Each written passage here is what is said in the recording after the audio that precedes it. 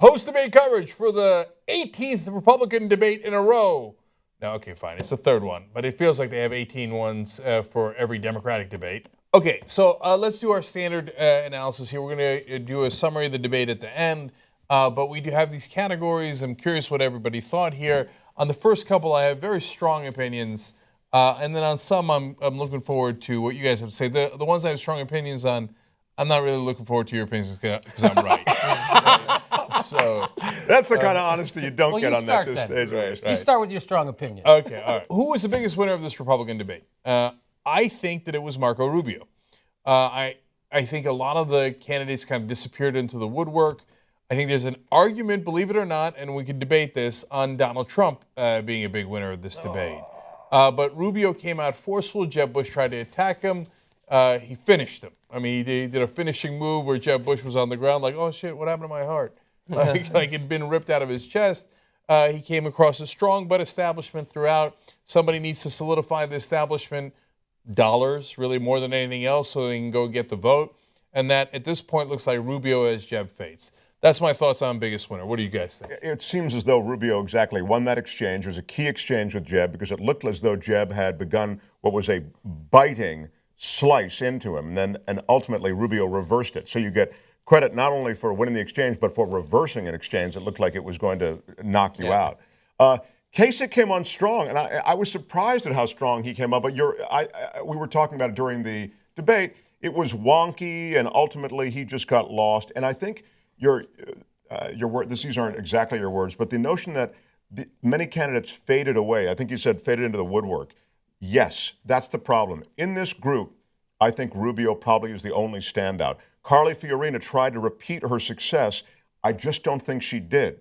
It seemed as though they were kind of revisiting much of the stuff that won the debate for her the last time, or at least distinguished her that way. Yeah, I would say Rubio. And then between Trump and Carson, I would say Trump won between those two. Neither one, I thought, had a great debate.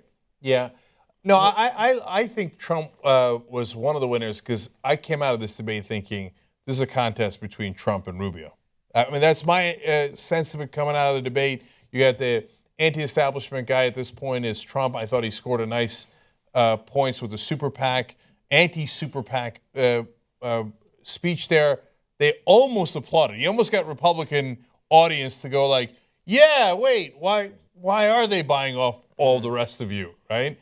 And now, of course, he gets to do that because he's a billionaire, but it was still, a nice moment for him because he simplifies things. And Kasich made the mistake of using words like intermediate, right? Now, you came out strong with, I balance the budget, none of these sons of bitches balance the budget, right? Stick to that. Don't go to disintermediate, okay? You're going to lose everybody. Kasich tried policy. To his credit, the guy tried to produce policy. But you got to produce policy in a very simple way. Otherwise, producing policy in a debate like this gets you nothing. Yeah, you got to do what Trump does. Don't even just try to simplify the words. Don't learn about the policies in the first place. Then you won't accidentally reveal anything about them. Great point, John. Yeah. I would probably say, too, that I thought Kasich was going to be the winner after the first couple of minutes, but then he faded and didn't really say much.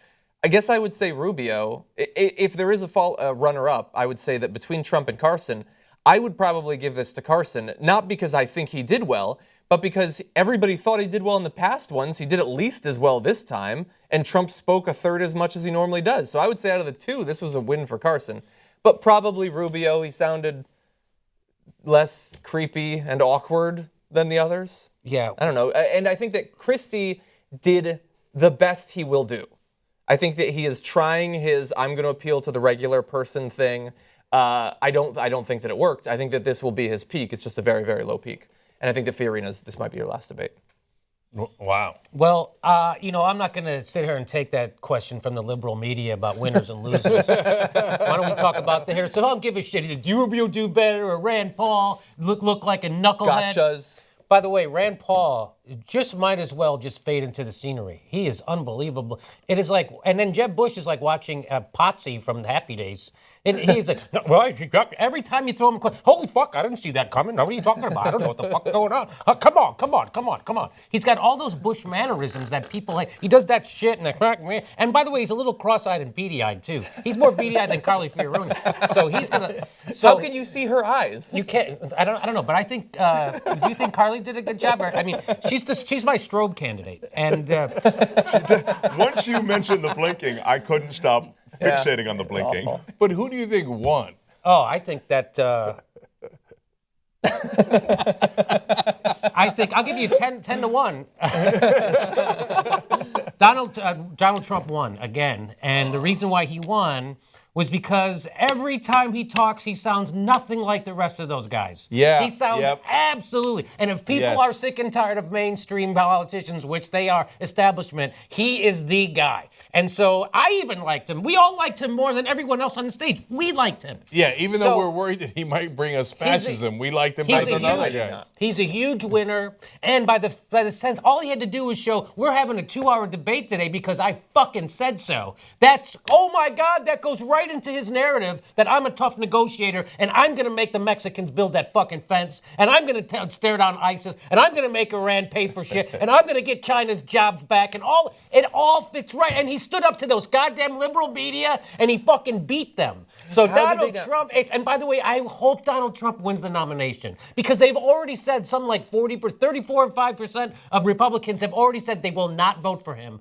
in a general election. So we'll see if that's true. I doubt that will happen, but he's not winning. I hope it's Donald Trump so But much. you really point out something very important, which is the strength that he puts out there. Yes, Is something that yes. people really spark to. You know, in the old days, and now I'm starting to think it's now a decades-old strategy, but you heard it tonight, and you're going to hear it in the future. It's optimism. Always hit the optimism. Talk about how great the country is. Talk about how you believe in this country. Talk about the potential of the country. That was the old way and tried and true way. I think in this election, the new way is strength. Lean in. You're strong. You're not going to take any shit. And that's why Trump's narrative and Trump's style is sparking so much support. I feel like I'm a crazy person. I've watched all of these debates, and I've watched him. I followed him on Twitter for a couple weeks until I finally had to take it off because I was driving myself crazy. I don't know how anyone sees strength in what he says. He is so defensive and scared of being criticized and scared of being revealed to be a moron who's uninterested in the world around him. And that's why he lashes out, is because he is trying to hide how insecure he is. And I can't see anything but that when he speaks. And in his I body know, language, but how does nobody else see it? That's the takes explanation insight. as to why he's that way. yeah. But that's... No, but I Yeah, but see that takes- fear in his eyes but and in that his takes- body language. Oh, look, no, that takes insight, Johnny. That you have to be able to know. That's right. And that they don't have. That all they see the cartoon character. They see the person that NBC put forward on Apprentice, which was a big PR stunt, and they bought into it. So that's who they think he is. They see all these B-list celebrities bowing to him, calling him Mr. Trump. So that's who this guy is to them. So they do not see what you see. If they saw what you saw, he wouldn't be where he is. John, he's Sir Topham Hatt, okay? And he's the boss man, and he plays that role perfectly, okay? It's not rocket science. You're overanalyzing it. By the way, don't get me wrong, you're 1,000% right, but you're also an egghead and a dum-dum, okay? I think I need to stop being a lib. Right. Because being a lib it relies, I think, on ideas about what humanity is and what it can be. And if a significant portion of us can watch that and be impressed, I think that my assumptions about humanity are wrong. Come on. We were talking before the debate began about where Trump's greatest support comes, and it comes from those who are a little less educated, didn't go to college. Some of them didn't. A little. Yeah, well, I was trying to be polite. But that's where his diehard, and those people are not doing the kind of analysis that you just did, John. I mean, they're not. They're just going, yeah, wow, that guy talks tough. Yes. Yeah, and they can't see it, Yeah, John. you're right. So they can't see it because what they see is him gesturing, oh, I'm this and I'm that. They don't see the fear in his eyes. They see the arms moving up and down. It's simpler than that. And Mark's right. Look, I've been saying this for 1,000 years. Mark's right because I've been saying it for a long time. Because he I agrees knew I with heard me. it somewhere. Right. He's almost as right Okay. as I am. Right.